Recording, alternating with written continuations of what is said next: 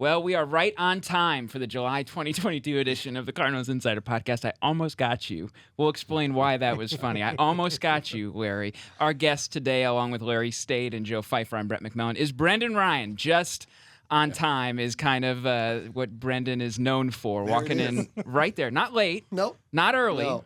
There's no reason to be early. Right. Always want to be on time in baseball, but don't have to be early, right? Like that big entrance, you know? Yeah. Right on the money, and he gives it like a aha. Yeah. Like we all should I'm not late. applause. We should How dare applause you? when Yeah. you arrive on time. That's your expectation. There you go. Yeah. There you go. That is like the one, for anybody who's watching or listening today who doesn't know, that is like really the one rule, as I understand it, in the big league clubhouse is be on time. There's a lot of other stuff Kangaroo Court can figure out, but be on time is kind of always the big one. So we'll try to be on time as we talk today. This is really fun to have you in here. I was looking back over your baseball reference. We all remember the great defense, some of the facial hair, the flat Right. brim on the hat. Yeah. You know, you've got, I was telling somebody the other day, maybe a little bit of a Bo Hartish type cult following. Oh, I think funny. still, even people That's will funny. really enjoy hearing from you. But 4 years in St. Louis, I didn't realize 10 years in the bigs.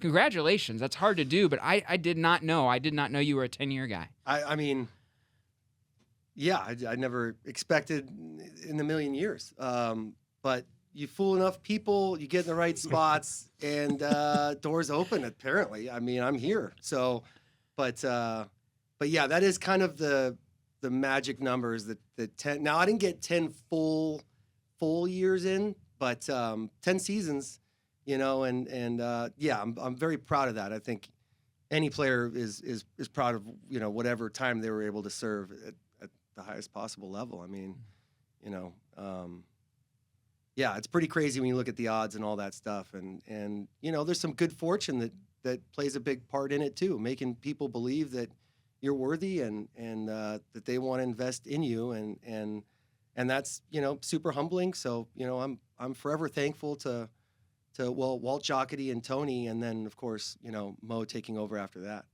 Yeah. What was that like playing for Tony? I mean, such a fascinating, we've talked about him with several other people we've had on the podcast, a fascinating man in baseball history, still doing it, third Yep. winningest manager of all time. What was your Tony La Russa experience like? Oh boy. I mean, where do you really begin? You know, it's funny, you know, because you might have different answers depending on what part of the career you played under him. And so for me, he was my first big league manager, you know, but specifically, I kind of looked at him as sort of a second dad kind of thing. You know, I looked at him for guidance and, you know, for me, I mean, Chris Duncan was around, but Yachty was like, you know, the day he got in, he was already a veteran. It seemed and felt like, you know.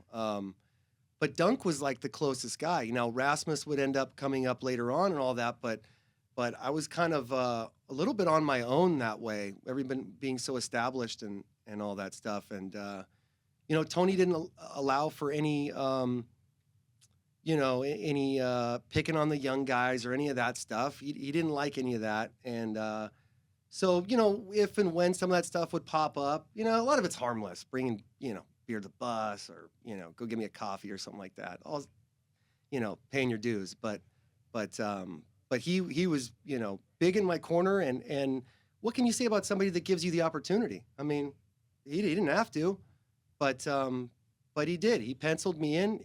He believed in me, and you know. And then as we get away from that, later on, as I'm no longer a Cardinal, he found a way. You know, you kind of cross paths, and he would go out of his way to say hello and wish me well and ask about my family and all of those things. So you remember all that stuff, and I care a great deal about Tony. And you know, we had a conversation once with Ryan Ludwig, not on the show, but he said something that you said a little earlier before this. Mm-hmm. All the teams he played for his entire career, Tony La Russa was one of the smartest baseball guy that he ever met. Not even close. Yeah. I mean, you know, and you can't say it enough times, but I think it's what people expect to hear also. But, you know, having like been around it and the hard part was just understanding him half the time because he's a little bit of a mumbler. So you don't know whether to laugh. Like if it was a joke there, so I'd kind of nod my head and a combination of a ton of incomplete sentences. Yeah, right. That too. Talks. Yeah. Yeah. Tough. So you go to one of the veteran guys. What do you think he was trying to tell me there? You kind of talked about earlier today when we were before the podcast. You talked about kind of your Mount Rushmore of baseball people, Yeah. in knowledge, and Tony's one of those guys. Yeah, I mean, You got a couple other on there too. yeah, you might not expect. Teddy Simmons is probably in that category. I only have 3 guys, and the other one would come as a little bit of a shock, I'm sure, to a lot of people, but that's A-Rod, and that is, I don't hesitate at all saying that. I mean, he was amazing. I mean, just an incredible baseball mind, and in my time with the Yankees there, I was telling you guys that I think Didi Gregorius was like the youngest guy in the clubhouse. Everyone else had like at least 7 years or a lot more. And I mean, when A-Rod spoke, everyone shut up and listened. I mean, he had something you may never heard before that might change your career, might change the game that day or a series. He just an incredible mind. I think a lot of people might be shocked to hear that. What do you think it is that makes guys that way? I always find this topic really interesting of like baseball IQ because it seems like some of it can be learned. Matheny used to say caught, not taught. Some of it can be caught, but it seems, or taught rather, but a lot of it maybe I don't know, it's just intuition. Is that fair? Some of us might have it and some of us might not. Well, it's interesting what you pick up from the different guys. You might pick up one little thing, but it's a specific, time in the pitcher on deck or whatever it may be. But then someone might also teach you a different way to think. And that's going to encompass a whole slew of things. I mean, that's the stuff that might change your career. And when you see guys studying the video and they're not even watching for hitting, we were talking about Curtis Granderson earlier, and watching him study the video, and he's just studying for base running. So I think it's like a lot of it's hunger. A lot of it is just sort of being wired a certain way where you can just, the brain never turns off, and I think A-Rod was that way, but I don't think he's unique to that. And a lot of the guys that have that crazy success, they go home, they take those at-bats home, as we're told not to, but you're running through it. You're playing all the at-bats backwards and like a walk does not mean a good at-bat. Like a 14-pitch walk, right? I mean, like how many pitches did you get to hit in those 14 pitches, right? So there should be maybe some regret in that at-bat, even though you ended up walking. Stuff like that. And I'm losing myself where I'm going with it. Well, great minds, great player. Yeah. We're fortunate to have Albert back right here in 22 after 11-year departure. Yeah. And we're seeing the impact on the field, but in the dugout, in the clubhouse, the fans are seeing the impact. You can tell how thrilled he is to be back in St. Louis and in the Cardinals uniform. Mm-hmm. He had a huge impact on you, on and off the field. Yeah, he was, he was someone that really put his arm around me. I mean, I'm known to be a little bit of a goofball. And hadn't heard that. And depending on the sense of humor that may be around, that can rub people the wrong way at times. But I think what mattered was between the lines, no one had to worry about me. I knew what I was doing, and I was going to be in the right place at the right time and all that. But Albert really put his arm around me. I mean, he, some of that rookie hazing stuff, whatever it may have been, he really was not into it. You see just I heard a story about him and Wainwright about a big painting that was bought for Wainwright. And then it was like, then he bought me that big chain. People asking me about the chain still. He bought me this huge white gold chain that it would hit me in the teeth as I'm running to first base and stuff. And that was a result of you commenting on his chain. Yeah. Right?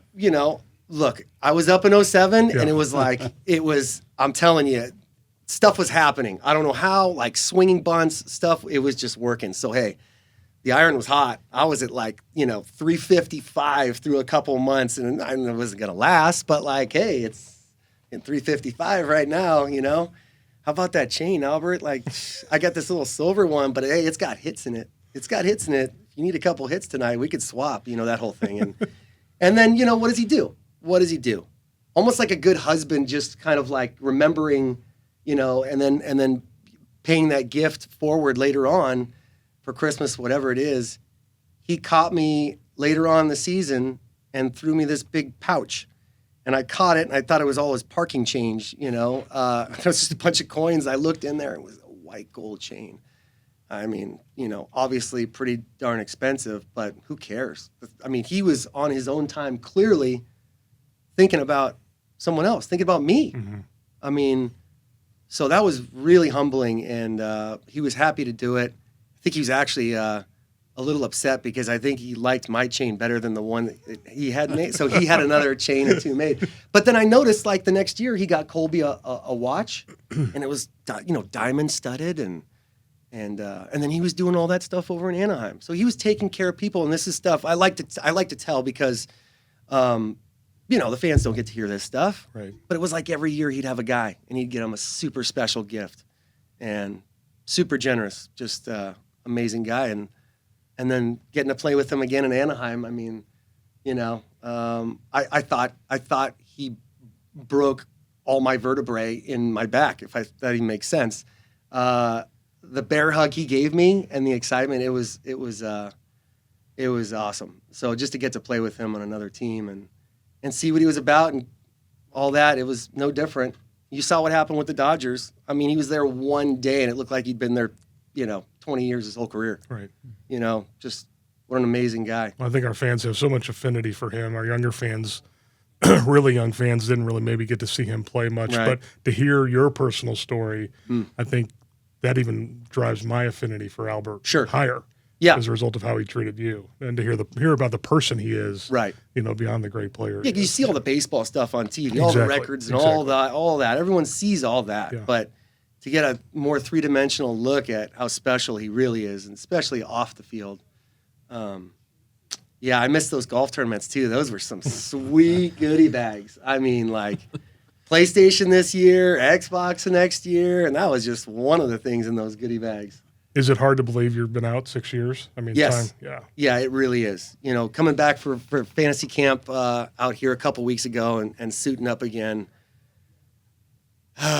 you really miss it. You know, really, really miss it. But it was great to get another taste. And then that last game right here at Busch, right here, out at shortstop, I'm looking around. There's 100 people in the seats and all that. And but boy, a lot of memories come flooding back, and I consider myself really fortunate and lucky to have been a Cardinal, and I don't mean that, as a kiss up or whatever I'm trying to say, but when you finally got your ring here, I did, yes. 40-man roster in AAA in 06, they win it, and then get traded after 2010, and they win it. Bookends. I was looking at that too, and I wasn't going to bring it up, Joe, but I finally got his ring here in 22. It gets worse too. It gets worse. It does get worse because I got traded from the Yankees to the Cubs for like 2 weeks, and then they won the World Series. Going into 16. Right. You were a player to be named later, correct? That December, was it December of 15? What was that experience like? I've never got to ask someone this. Do you know that you are on the list that gets submitted? Do you just get a call one day? How does that work in the trade? So that one was kind of weird. It was, I want to say Adam Warren and I went to Chicago for Starlin Castro. And what I was told was they were trying to move Baez. I'm like, well, it's a good thing that didn't work out, I suppose, because he ended up being a good ball player for them. But that was it. And whether it was going to be at second or whatever, but goodness, it did feel a little icky. It felt a little, sacrilegious, right? Like, I'm going to put the Cubs stuff on? Like, I guess I have to. I don't have a choice. But did you end up going to their Winterfest? So I was all signed up. Okay. I was going to do all the caravan, everything. They were like booking things, and then like 2 days later, they're like, I'm going to let you go. Yeah.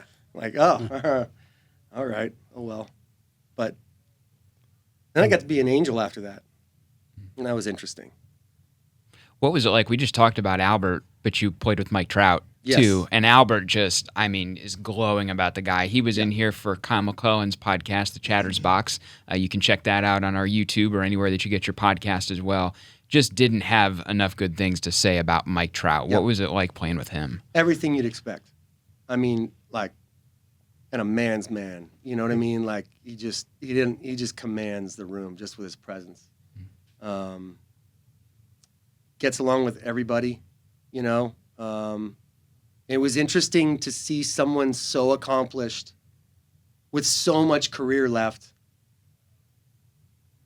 hold him, like, just have so much reverence and like just kind of push the attention to Albert. You know, it was funny because it was like, you know, tagging along like a little brother or something like that. He wanted to soak up stuff from Albert because, you know, there's a gold mine of knowledge and Right. stuff there to soak in. But the attention, he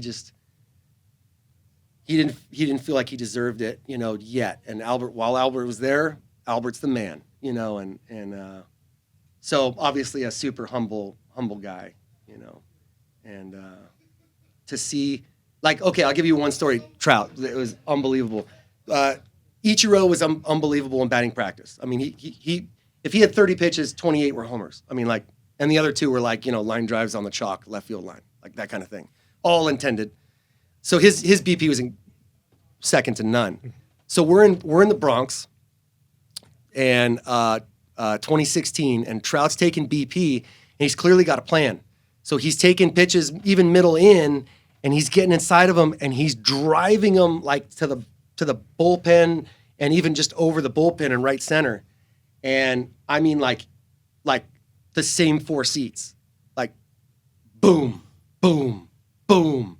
I mean, like 4 out of 5 next round, like same 4 seats. Like, what the heck? And what do you think happened his third at bat? He came up there, got the pitch he was looking for all game, and hit it right in those 4 seats. No way. In the game off a major league pitcher. Like, not, and it's not a Bronx homer. That's a homer anywhere. Right. You know, but the fact that, like, just to, it's different. Can't relate to that. Just happy to be there to witness it, you know? Pretty incredible. I would like to have just gone the other way one time in my life. Yeah. Just one. I'm hearing that story. And, Intentionally, too. It's frustrating for you. The rest of us, it's like, there's no way. To pull your hands in and have that kind of power He's is just unbelievable. So strong and compact. Compact and quick. It's amazing. Yeah. I mean, I think that's, and he's able to lay off of stuff a lot too because his swing's so compact. He's Right. going to see it so deep. You know, that probably helps him lay off of some of those nasty 2-strike sliders or whatever they are, you know? But wow, what a joy to watch him work. I mean, doesn't take an at bat off, you know? Yeah, I'm proud to say I was his teammate for sure. I don't know that he'd say the other way around, but Well, you mentioned Ichiro. They've said that about Ichiro, that if he wanted to be a 30 home run guy, Yeah. he would have been. yeah, But he just had the ability to hit balls all over the ballpark and right. utilize his speed. But It would have been interesting yeah. to see if he had begun his career in today's what baseball. would the numbers have been? What he would have probably had a completely different career. Well, and he definitely would have broken Rose's record. I mean, Oh, if he started out if here? he started here. Oh, no question. yeah. I mean, what an amazing Hall of Fame Yeah. career. To think about when he started here to still be north of 3,000 hits in the big leagues is just unbelievable. I've never seen anyone start a guy, the leadoff hitter, off with like with a slider, not even like a hanger, like a start off with a slider, and he took the first pitch of the game way back, way out. I was on deck. I was like, who swings at that? And then drives it almost upper deck. But that's Ichiro. I got to play with him in New York too, and it was funny to see him in Seattle and in New York. In New York, he was amongst a bunch of, you know, superheroes or whatever you Right. want to call them, and so he was like a funny guy. Like all this personality came out in New York, Really? and yeah, it was funny. He was pretty quiet in Seattle and you know, doing his thing, but I really enjoyed the New York time with him. He's a special guy. He's a really funny guy. Yeah. Well, you know, talking about personality, so you came back to fantasy camp, Yeah. and a couple of your teammates were part of that as well, and they were revisiting some of the stories, Right. kind of about what your personality was like. You were taking it all in stride, you know, you were laughing along. What was it like to revisit it then versus, some of those things when you were playing? Well, it's funny because as you're telling some of those stories, stuff's popping into your head that you completely forgot about as you're telling some of the stories. We talked about when the game in Cincinnati. Here we go. Yeah, I was So I think people want to hear that from your perspective. Yeah. So we all have nightmares. I'll tell you what was funny though. I was telling the story in front of like Ozzy and those guys, and like how funny that they thought it was because they've sort of been in those shoes, but not exactly those shoes. Right. So they could imagine the stress and anxiety and everything. Well, they were never in those untied shoes. Yeah. Well, that too. Yeah. I mean, there were so many layers to the nightmare. This was the the diehards will remember this. Mm-hmm. This was 2010. We're chasing the division against the Reds, and this is an ESPN. I think it's Sunday Night Baseball. I know ESPN's doing the game. We have a 5-pitch first inning, and I went back into the tunnel to go take some extra swings, and like I said, 5-pitch first inning. So boom, our guys are out on the field again in Cincy. So Carp's out there on the mound, goes through his warm-ups, and there's no shortstop. I'm still in the cage hitting. And anyway, one of the guys comes running in, big sweat. He comes, Dennis Reyes. He comes running in. And, I don't know if you go, man, you got to go, all that stuff. And I ended up running out. And as I get to the dugout, I start to see all the red cleats on the field. I'm like, what is going on here? And Carpenter is trying to figure out where his shortstop is. I think Carp was yelling at Skip, like, where is he? I think Skip told him I was probably eating ice cream in the clubhouse or something, which probably didn't help the situation. That probably really helped. And there was a good chance he was right, but this time he wasn't. So anyway, cut back to me. I'm now to the dugout. I'm going to go past Tony and Dunk and Joe Patini and the rest of the gang. And as I'm running down the dugout to run out on the field, it occurs to me that, oh no. We had a bunch of kids in the dugout, and they wanted to try my glove on. So I took my glove back to my locker, and it was sitting on my chair. All the warm-ups have been done. Everyone's just been standing around, and I'm running down the dugout with no glove. And I look to my left, and I grab the first glove I saw, and it was Aaron Miles' glove. One of my best buddies. And it's a little, 11-inch glove, whatever. I've just got to go get 3 outs. Let's just go get this done. Still a huge hurdle in front of me, though.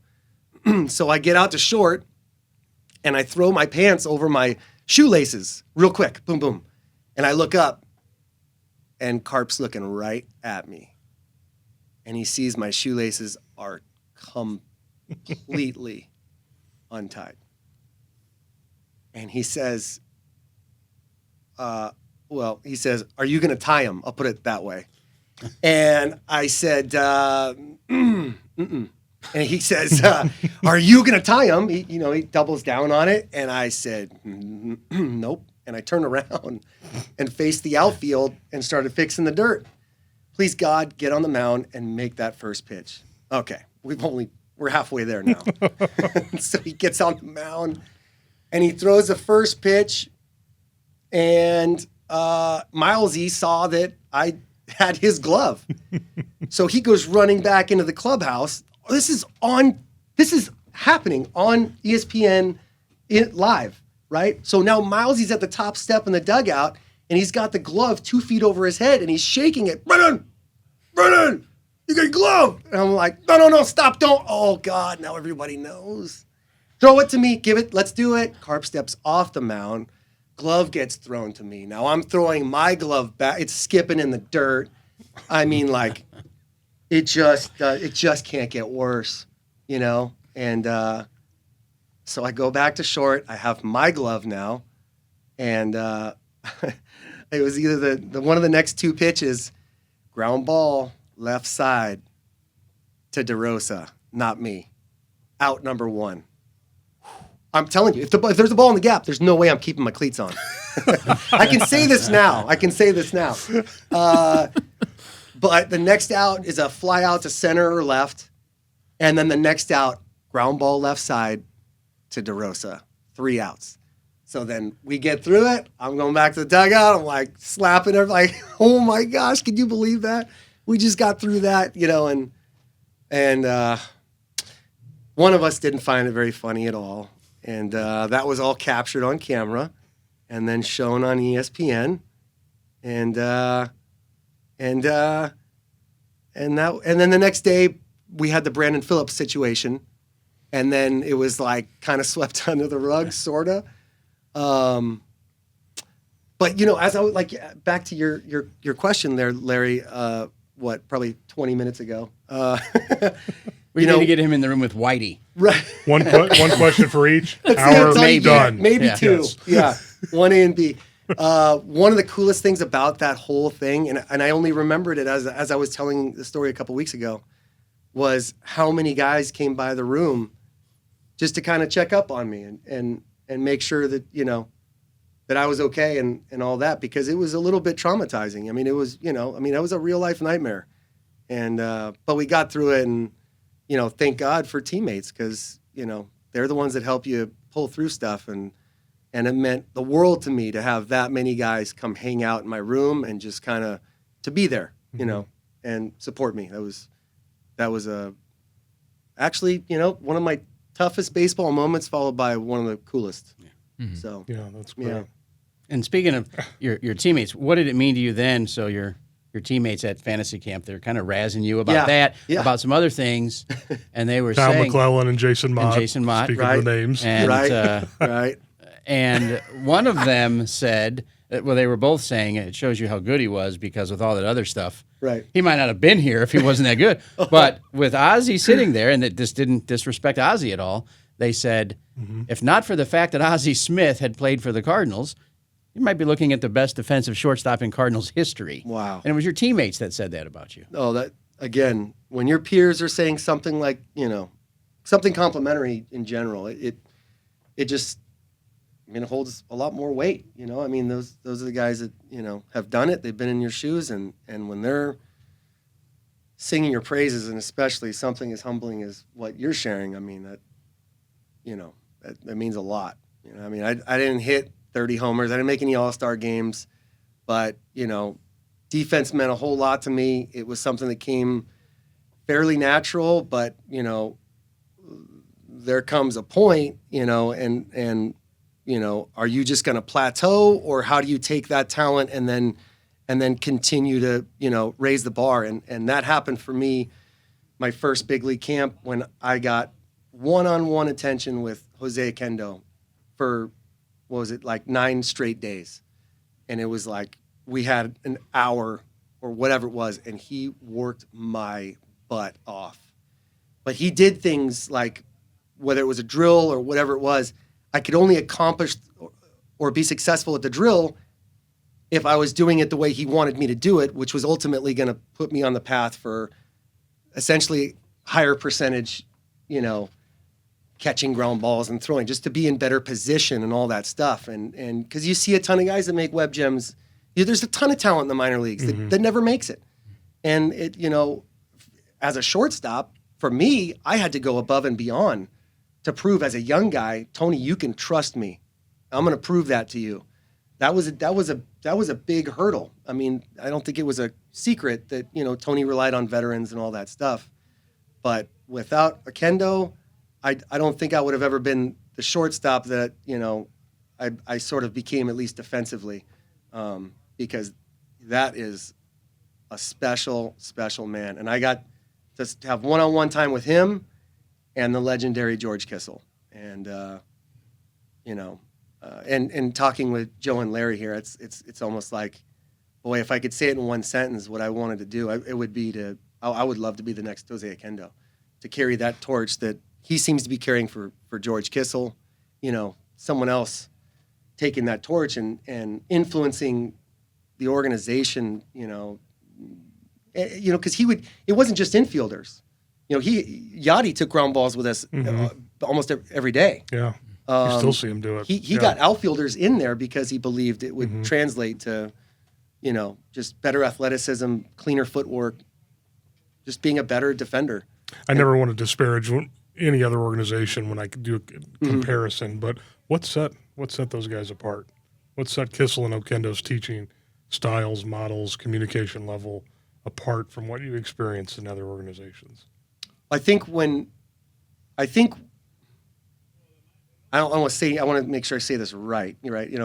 When you see Latin guys playing the infield, there's some beauty. There's a lot of finesse, and fundamentals play a part. But that fluidity and it's almost like they're dancing out there, and I think that's important. That your soft feet means everything starts from the ground up, right? And so soft feet, soft hands, all that stuff, and Mr. Kissell. I mean, he was. Oh my goodness! I tell you what, you'd be on the backfields in Florida, in whatever after the season doing instructs, and he would. You're like, how are you hitting 300 ground? Like, I'm gonna die. I mean, I can't do this anymore. And he's ready to hit 3 more buckets. You're like, how is this possible? But he worked your butt off, and he also. I think it was like, don't take this for granted. Think of how many people want to be in your shoes. So why would you not work your butt off? Why would you not find out how good you can possibly be? And that carried over, So, man, I was a fungo diva. If you couldn't hit fungos, like, just don't even bother. I'd rather not take your ground balls, But to me, it was all about, I want every different ground ball I can sort of simulate before the game, because I need to find out what I can get to and what angles I can take, to cut the distance down from that runner to go into home to first. A lot of guys, you see, they rely on arm strength, and they kind of work around that outfield edge of the grass, and they don't gain any ground. And now you juggle it for half a second, you got to be perfect, or it's too late. So that's also been something that's cool. Guys have reached out to me in the off season. I've worked with Brad Miller, and I got to work with Trey Turner when I was with the Nationals for a minute there. He's not bad. Yeah, but he's like freak athlete. Awesome. I mean, freak. Yeah. But he would skirt along the outfield part of the grass, and the ball would just take another 2 bounces that it didn't need to take, and now you're having to really catch it, transfer it, and then rip it. And if it's left or right of the first, it's going to be bang bang. Yeah. Like, make the job easier on yourself, and Oquendo helped me with that. Depth, paying attention, knowing the batter runner, knowing the runners on base and all that stuff, and then calculating your depth. And then all of that's factored in from the pregame work with knowing who you are today. I'm not, the groin's a little sore, or what can I do? What kind of angles can I take? It's all a part of it. And your arm was sore in the second game of fantasy camp, so you had to adjust. I did. Yeah. I had to threw a drop ball down between his legs to throw one runner out of first base. Well, Ozzy was watching. One of the best plays we've seen in the last decade, and it was a fantasy camp. So yeah. Ozzy was watching. I had to do something for Ozzy there. I was excited to play in front of him. So and Brett's got some more questions. I just want to ask this one real quick. And you mentioned it earlier. We have the most active alumni base in all of baseball. Not surprised. That's not us saying it. We have the data to support it. So we want to engage all of our former players, and we do that to the best of our ability. But then we have segmented opportunities where we, in essence, know personality-wise from our experience with the guy. Fortunately, we had a great experience with you when you were a current player here. That's nice. From 2007 to 2010, I think we knew as a front office if we needed something for a client, for a sponsor, a sick kid, a last-minute request, that you were always going to be there for us. You're back. Yeah. How does that feel to be back and kind of part of the Cardinals family? Well, I can't even put into words what it means to me. You're growing up, and for me, it's the Dodgers every night, and you grow up, you want to be a Dodger. you got the Kirk Gibson homer. I mean, that like just kind of big imprint on you at a young age. And then, yeah, so I'm losing myself here, but help me out here, Joe. Cardinals family. To be Cardinals back with the family, Cardinals. yes. Yeah. So, because this happens too much. Sorry, Turned 40. A mouse, not long a mouse ago. went across the floor. Yeah, exactly. No, look, when I got traded away, I was telling you guys it was tough. It was really tough because this is what I knew. This was my comfort zone. I thought that I really kind of fit into the kind of what it means to be a Cardinal ball player, right? To always play hard, but I didn't have that offensive like ability that you're seeing out there all over the place today, where guys are just driving the ball out of the park, all fields. But that was never asked of me. Tony, made it very clear what my role was, and it was like play defense, do that, and then. Actually, I remember him telling me in Milwaukee, calling me in. He says, I'm not going to tell you what I tell Yachty. I'm not going to tell you that, which is he can go hitless the whole season, and he's going to be behind the dish every single day. I won't say that to you. But your defense better not slip, which was as honest as it gets. Right. Yeah, so to be welcomed back, the way you guys have, I mean, it just, boy, I don't want to use the word closure, but it sure feels good, having, because again, what I was starting to say was people were trying to make sense of the trade. It was traded for a single A pitcher with that threw 100, but it was like, well, hold on, what's going on? And then so anyway, it became in the media like, well, he's a problem in the clubhouse and that kind of thing, and it was kind of gut-wrenching, to hear those things, because in no way did you believe any of that was true. And then, as I went to Seattle and New York and Anaheim, it was like, I was ended up being praised for the clubhouse stuff. Like, we love the goofball stuff and all that. But to hear there was such a negative here, and that was why, it was just like, can't I just fade away into the distance and just, be forgotten about? I don't want to hear all that stuff. It's not even true. But so here we are, full circle, and to get to see Motter and McClellan and those guys, and then now we're going to do the January fantasy camp. I mean, like, there's so many different teammates goodness of yours that are so excited to see you. Oh. Like when Freeze found out you were at the St. Louis camp, he's like, can't wait to see him in January down in Jupiter. So the feeling is more than mutual. Yeah. I that makes me feel so good to just even hear that. Yeah. That's awesome. John Jay, Alan Craig, all those guys. I mean, they were all getting established on my way out, and I missed that, but certainly rooted for all of those guys in their careers, and it'll be awesome to catch up for sure. Yeah, we couldn't have done the World Series in 2010. They had to just wait one more year. Yeah. Well, but you got that fantasy camp ring. Like Yeah, they that's said. true. Hey, Yeah. hey, you you got haven't one. lost it already. No, kids won't leave it alone right now, though. Yeah. Well, this has been really fun. I think that's a great place to leave it. We said at the top, I think fans really, you're about to go do something at the museum as we speak. I know Sure. people are going to be excited over there. And you're one of those fun figures in Cardinal history. 100 plus years. There's just some guys, I think, from each era that kind of stand out. They were really good players. They maybe weren't the Hall of Fame players, but they had the personality, and you certainly fit that bill. So, Well, I got to play baseball for a living. I mean, how bad could it really be? You know what I mean? About as good as it gets. Yeah. I just wished I fooled him a little bit longer. Well, you didn't fool anybody. Your defense was elite. Thank you. Yeah. I had a lot of help. And let's point out, he did hit, and I'm sorry, I said 291. It was 292. You shaved a 2000. point. I Yeah. did. 2009. Yeah. 2009, you had Yeah, 292. that was it. I think I needed 5 hits the last game or something to hit 300.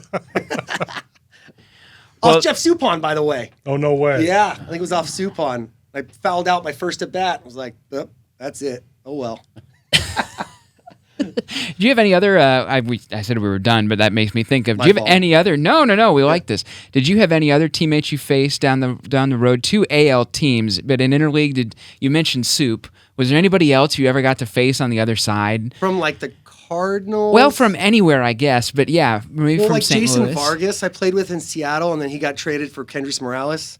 I got close with him. That was super weird. You know what was screwed up about that too? He promised he'd throw me a heater. And the first pitch he threw me two changeups. He threw me two changeups. He promised he would throw me a fastball. I can't believe he did that. Did you look bad? Yeah, grounded out.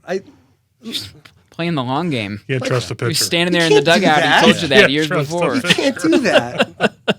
Maybe he stubbed his toe that night or something. I don't know. He deserved something.